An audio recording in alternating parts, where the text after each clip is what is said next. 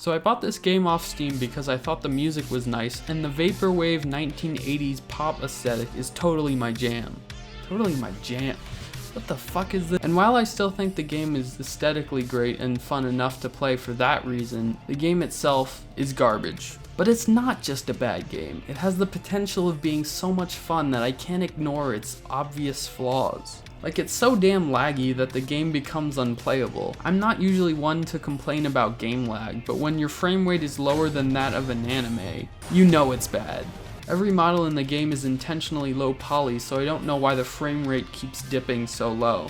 So, Retro Racer, what is it? There are 4 different levels all with the same track layout, but the background elements change. And there are cubes on the track that you need to avoid. Complete 5 laps and you win. Yeah, that's it. At this point, I probably have more hours of gameplay than the actual game creators. I think one of the best parts of this game isn't trying to win, but finding ways to break it. Like when you start a level, if you go in reverse for a little bit and turn left, you can just leave the track and ride off the entire world, which makes the camera flip around in this really cool way. And in level 4, they didn't put any collision on the pyramid for some reason, so you can just ride right through it. This is honestly the best part of the game and the real reason you should buy it. Level 4 is the best not just for the jazzy nighttime vibes, but the car actually controls much better. It's much more floaty and shows the live frame rate. Also, doing donuts is kind of fun.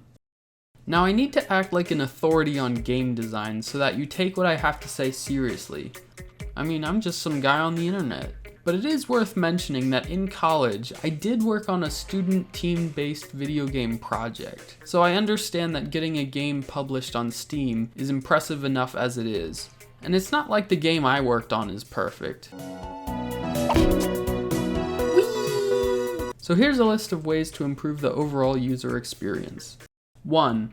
Add an options menu. This is the biggest and most important change you need to make for this game, namely adding a volume slider for both music and sound effects. It was courteous of you to be able to turn music off, manners lacking even by one of my more favorite indie games, Hook, and I'm excited for Hook 2 coming out soon, TM, but you really need to make it a slider for both music and sound effects. Also, players on the Steam review page reported visual strain from the distortion and glitch effects and the horizontal bars, so make those an optional switch as well. This may even help the game run at a smoother frame rate. 2.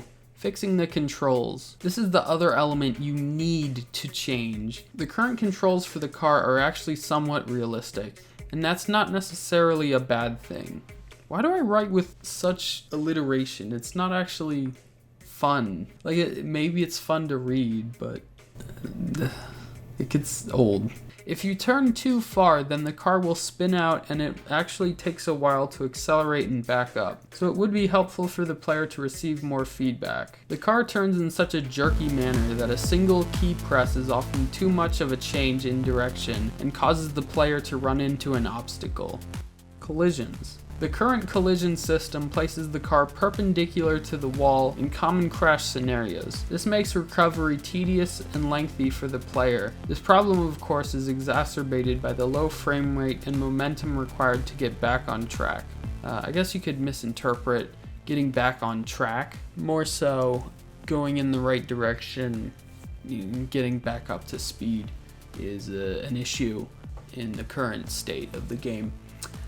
3. Expand the UI. For the love of God, make the lap counter smaller. Conclusion. It would be nice to ask the game designers to implement a time attack ghost feature, or at least something to race against, but I'm not really sure of the team's abilities to make a game.